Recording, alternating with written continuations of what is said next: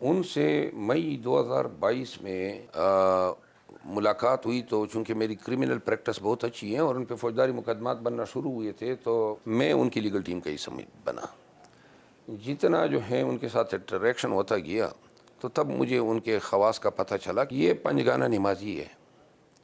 اور میں نے ہمیشہ ہماری بات چیت تہجد کے وقت ہوا کرتی تھی، کیونکہ یہ تہجد کی نماز پڑھتا تھا. اس میں انٹیلیجنس کی ذہانت، متانت، اور جو دو خوبیاں ہم میں کامن ہے، وہ ایگریسو رہتا ہے، وہ ناک پہ مکھی بیٹھنے نہیں دیتا ہے. اور دوسری جو خوبی ہیں وہ یہ ہیں کہ خان صاحب جو ہیں وہ اس کو بندوں کی پرکھ بہت زیادہ ہے. اب پہلے نہیں تھی. ایک دفعہ عدالت میں نے ان سے پوچھا، میں نے کہا عدالت میں اس وقت وہ گرفتار نہیں ہوئے تھے، تو میں نے کہا جناب کچھ تکلیف، ہم 8 گھنٹے عدالت میں ہوتے تھے، تو میں نے کہا کچھ سیکھا، کچھ آپ کو کچھ چینج آئی؟ اس نے کہا جو 70 سال میں جو گزری ہے نا، اور اس 1 سال نے ہماری آنکھیں کھول دی ہے، زندگی کا یہ رخ تصور بھی نہیں کیا تھا.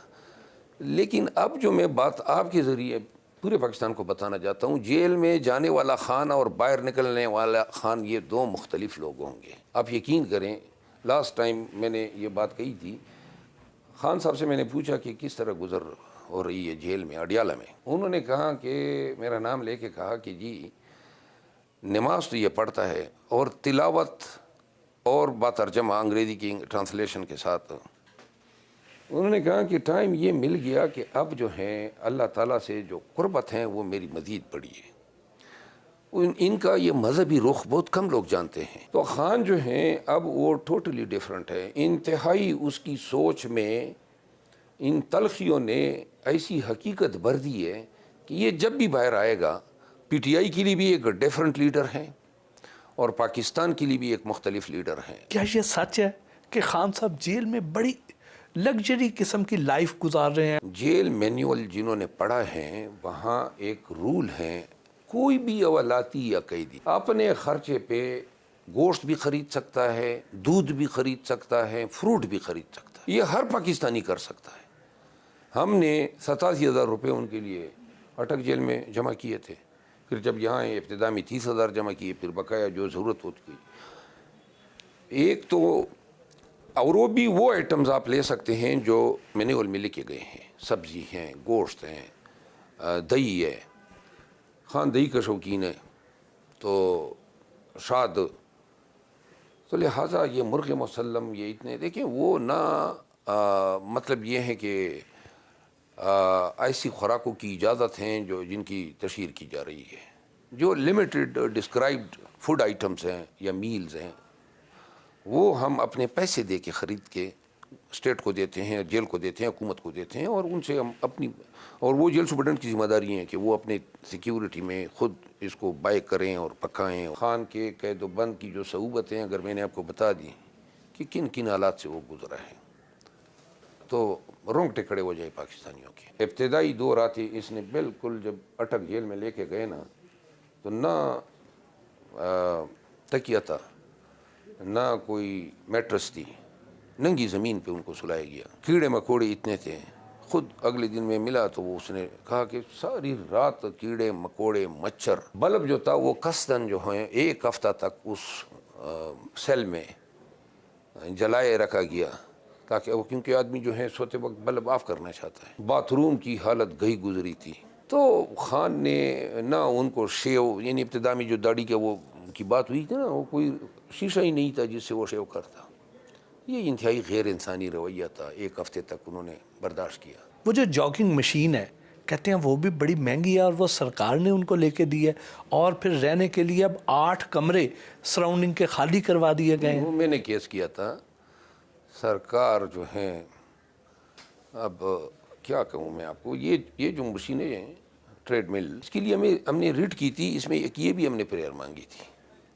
تو کورٹ کے حکم پہ یہ ٹریڈ مل جو ہیں وہ بنی گالہ سے میں نے گاڑی بھیجی بنی گالہ کو، اور وہ منگوائی، اور پھر وہ بعد میں ان کو ڈیلیور ہوئی. خان کی اپنی یہ تھی جو بنی گالہ میں پڑی ہوئی تھی. مخالفین پہلے تو کہا کرتے تھے کہ خان صاحب ڈرگز لیتے ہیں اور یہ جیل میں 1 رات بھی نہیں گزار سکیں گے، اور اب ان کا کہنا یہ ہے کہ جیل کا عملہ جو ہے وہ خان صاحب کو خفیہ طور پہ اندر ڈرگ سپلائی کر دیتا ہے، اس لیے وہ وہاں پہ سروائیو کر رہے ہیں. آپ کیا کہتے ہیں؟ جیل تو سارا انہی کی تعویل میں ہے، کسی کی مجال ہے کہ وہاں پہ چڑیا پر مار سکیں.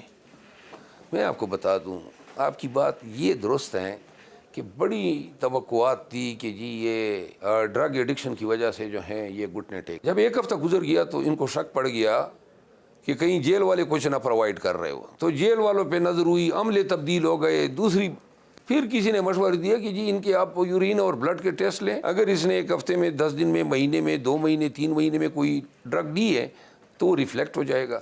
تو اس کا نام تبدیل کر کے، خان صاحب کا نام تبدیل کر کے کسی اور فرضی نام سے ان کا یورین اور ان کے بلڈ سیمپل لیے گئے. جب رزلٹ آیا تو 9 مہینے جو ہیں کوکین ریفلیکٹ کرتی ہیں بلڈ میں. اگر 9 مہینے قبل بھی لی ہوتی نا تو وہ ریفلیکٹ ہو جاتی. وہ پتہ چلا کہ نہ یورین میں ہے نہ بلڈ میں ہے، یہ کوئی ڈرگ یوز ہی نہیں کرتا ہے. تب جو ہے سب سے بڑی مایوسی یہ ہوئی ہے. اس وقت باقی سیاستدانوں کی نسبت وکلاء کمیونٹی خان صاحب کے زیادہ قریب ہے، تو کیا ان الیکشنز میں عام سیاستدانوں کی بجائے وکلاء کو زیادہ ٹکٹس دینے کا امکان ہے؟ خان کی خواہش یہ نظر آ رہی ہے ہمیں پنجاب کی حد تک. خان صاحب یہ سمجھتے ہیں کہ شاید وکلاء جو ہیں وہ ڈٹ جائیں گے، اور اگر ہمارے امیدواروں کو اٹھایا جانے لگا تو وکلاء جو ہیں، چونکہ ان کے پیچھے بار ایسوسییشنز ہیں، بار کونسلز ہیں، پھر عدالتیں بھی وکلاء کا خاص خیال کرتی ہے. وہی ان کی یہ سمجھ ہے. میری ذاتی سمجھ یہ ہے کہ میں تو یہ سمجھتا ہوں کہ وکلاء نے قوم کو بھی مایوس کیا ہے، اور میرا خیال ہے یہی وقت تھا کہ وکلاء جو ہیں رول آف لا کے ساتھ اٹھ کھڑے ہوتے ہیں. یہی وقت تھا، اور یہ بنیادی کام ہے وکلاء کا. بار ایسوسییشن جو ہیں اپنے اضلاع، تحصیلوں، ٹاؤنز، بڑے شہروں میں اپنے لوگوں کے حقوق کے نگہبان ہوتے ہیں. کس طرح جو ہیں پورے ملک میں لوگوں کے حقوق کے ساتھ کھلواڑ کھیلا گیا، لیکن بار جو ہیں وہ اپنا روایتی تاریخی کردار ادا نہ کر سکے. اگر باریں لوگوں کے حقوق کے لیے کھڑی ہوتی، مجال ہیں کہ لوگ اغوا ہوتے، لوگ گھروں سے اٹھائے جاتے، اتنی فستائیت ہوتی. خان صاحب نے گوہر خان صاحب کو اس عہدے کے لیے کیوں چنا؟ کیا وہ فرنٹ پہ آ کے پارٹی کو لیڈ کر سکیں گے جس طرح خان صاحب کیا کرتے تھے؟ جو مجھے ذاتی طور پہ نظر آ رہے ہیں 2-3 وجوہات جس نے شاید خان کو جو ہیں وہ اس پہ مائل کیا. وہ نمبر 1 یہ ہیں کہ گور خان ہماری ٹیم میں سب سے زیادہ برداشت والا آدمی ہے، تحمل رکھتا ہے، سافٹ سپوکن ہے، امریکہ سے پڑھا لکھا ہے، بیرسٹر ہیں، UK سے پڑھا ہے، اور بڑا اچھا فیملی بیک گراؤنڈ ہے. خان کے ساتھ بہت انٹریکشن ان کی ہوئی بات چیت میں.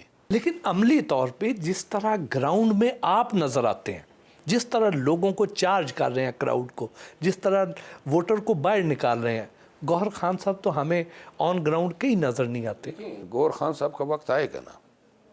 ابھی تو یہ وہ وقت ہیں، یہ وہ لمحے ہیں جن میں ہم اپنے چیئرمین کو ملوث نہیں کرنا چاہتے ہیں. ہم نہیں چاہتے ہیں کہ ہمارے چیئرمین پہ پرچے ہو، وہ نظر آئے کہ وہ موٹر سائیکلوں پہ بھاگ رہے یا وہ بہروب دار رہا.